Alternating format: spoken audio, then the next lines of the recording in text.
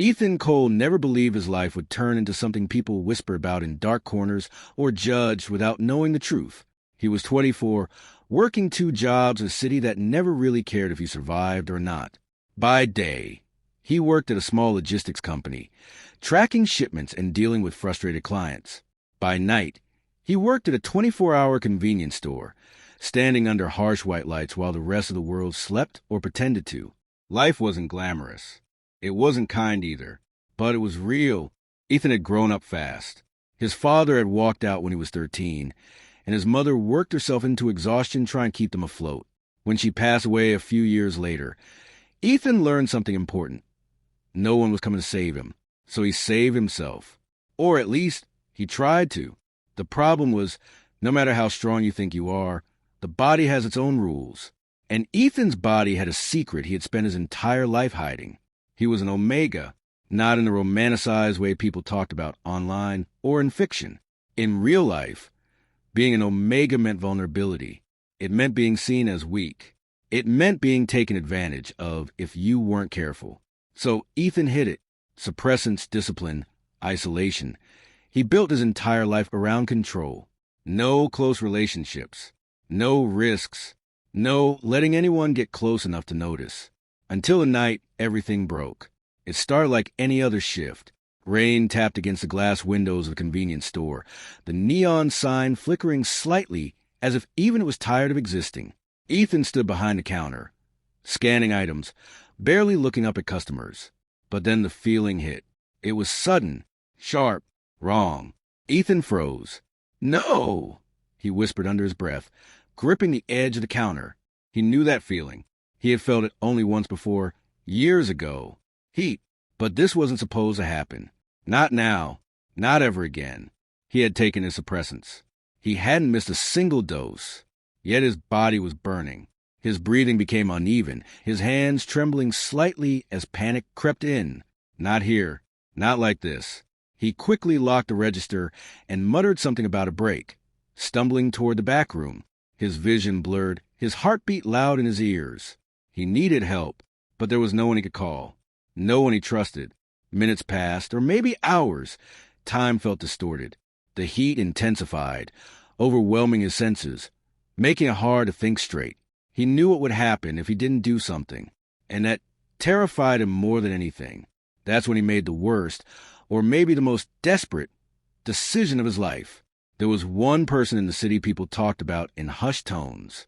Adrian Black, a name that carried weight, power, fear, a man no one dared to cross, a man who ruled parts of the city without ever needing to raise his voice. People called him the Alpha Mafia boss, but no one ever said it to his face.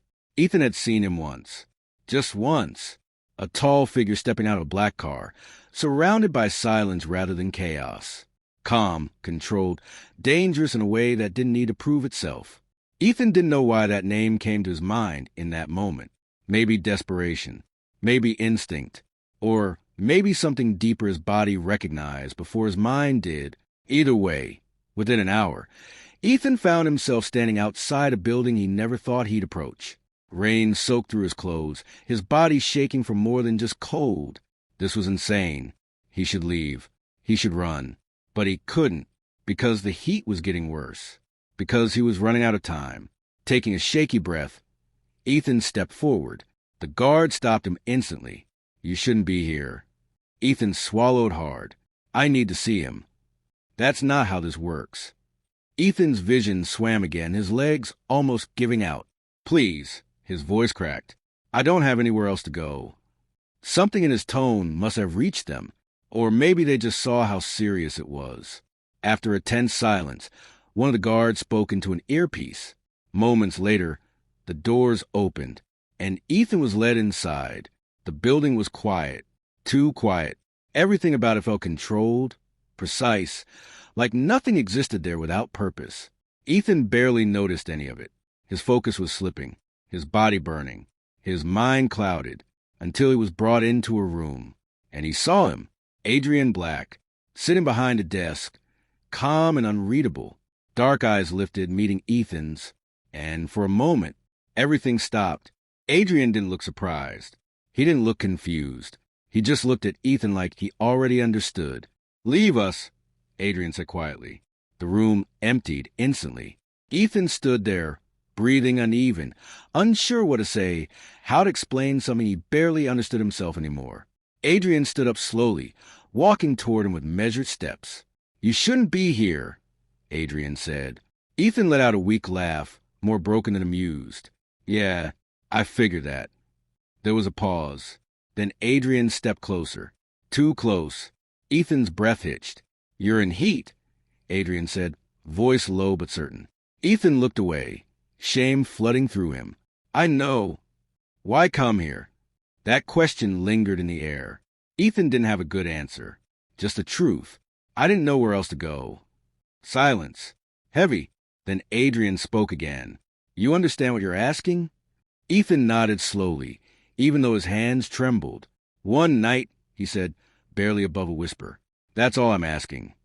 Adrian studied him carefully. Not like an object, not like someone weak, but like someone trying to understand something deeper. "You don't even know me," Adrian said. Ethan met his gaze for the first time. "I know enough." Another long silence. Then Adrian sighed quietly. Not annoyed, not frustrated, just thoughtful. "Fine," he said, and with that single word, Ethan's life changed forever. That night wasn't something Ethan would ever fully explain.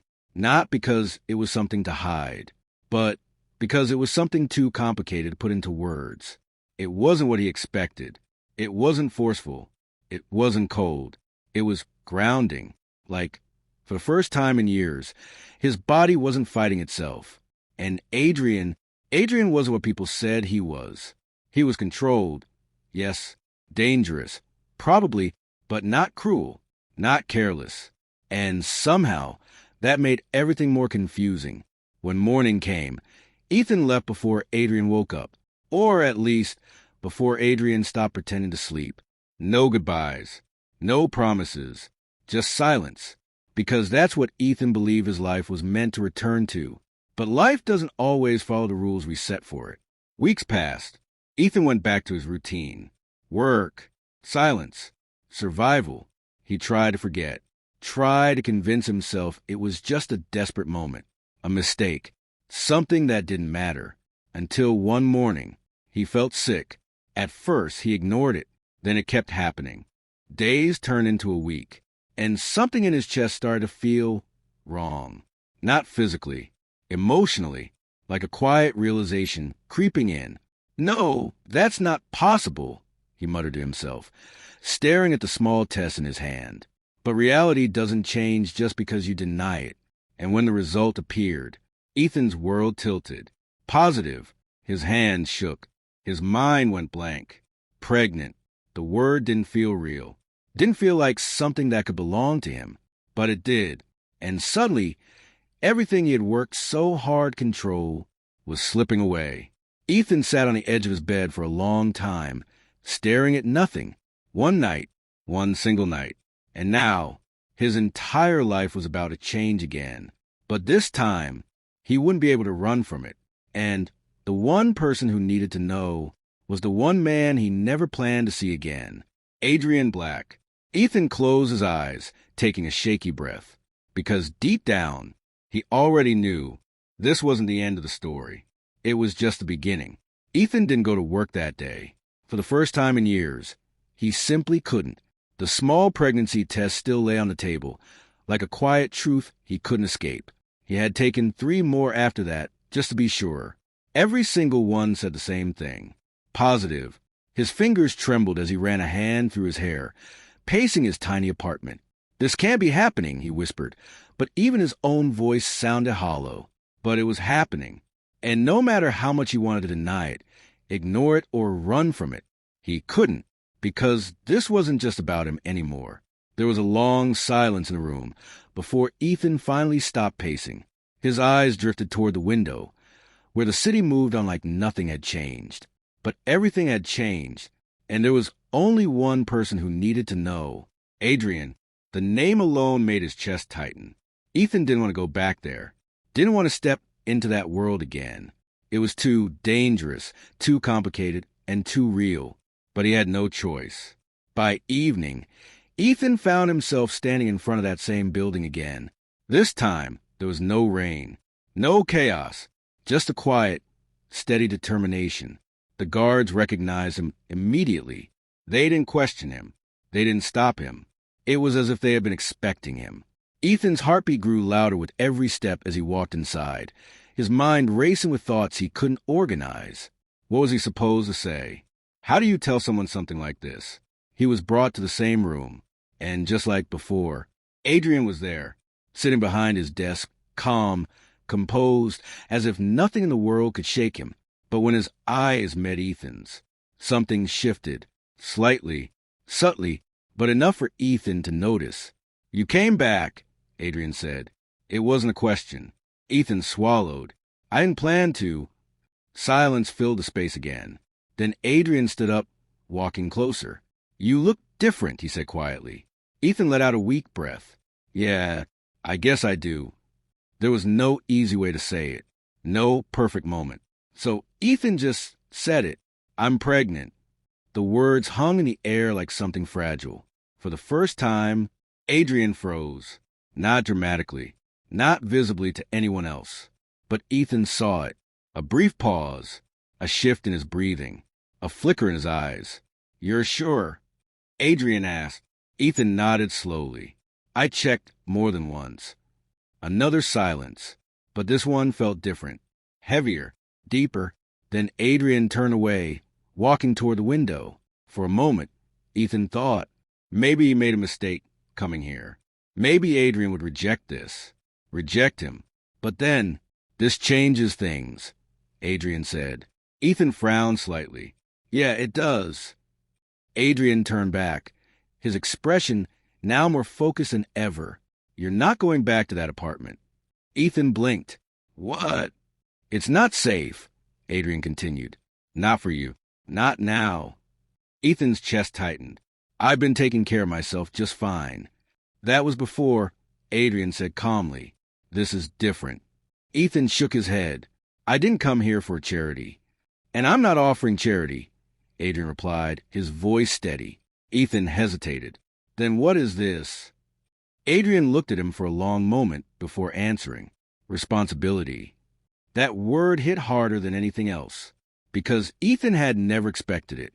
Never expected someone like Adrian to say it. "I don't need," Ethan started, but his voice faltered, because deep down, he was tired. Tired of doing everything alone. Tired of pretending he didn't need help. Adrian stepped closer again, his tone softer now. "You don't have to do this alone." That simple sentence broke something inside Ethan, not in a painful way, but in a way that felt relieving, like he had been holding his breath for years and could finally let it go.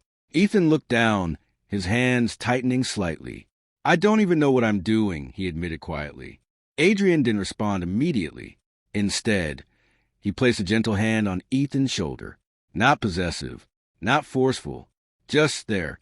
"Then we'll figure out," Adrian said. "We." That word felt unfamiliar, but not unwelcome.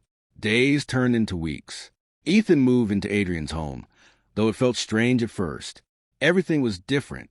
The space, the people, the silence. But Adrian kept his distance when needed, never forcing anything, never making Ethan feel trapped. Slowly, Ethan began to adjust. Doctor visits, care, routine, things he never thought he'd experience like this. And Adrian, he was always there. Not always close, but always present. Ethan started noticing small things. The way Adrian made sure meals were prepared on time. The way he checked in without asking too many questions. The way he stood between Ethan and anything that felt like a threat without making it obvious. It wasn't loud. It wasn't dramatic. But it was real. One evening, as Ethan sat on the balcony, watching the city lights, Adrian joined him. Neither spoke for a while. Then Ethan broke the silence. "Why are you doing this?" Adrian didn't look at him immediately. "Because it matters." Ethan frowned slightly. "People like you don't usually care about things like this." A faint, almost invisible smile appeared on Adrian's lips. "People don't know everything about me." Ethan let out a quiet breath. "I'm scared," he admitted. That was the first time he said it out loud. Adrian looked at him then. Of what? Everything. Ethan said honestly. What if I mess this up? What if I'm not enough? Adrian's expression softened. You survived everything life threw at you, he said.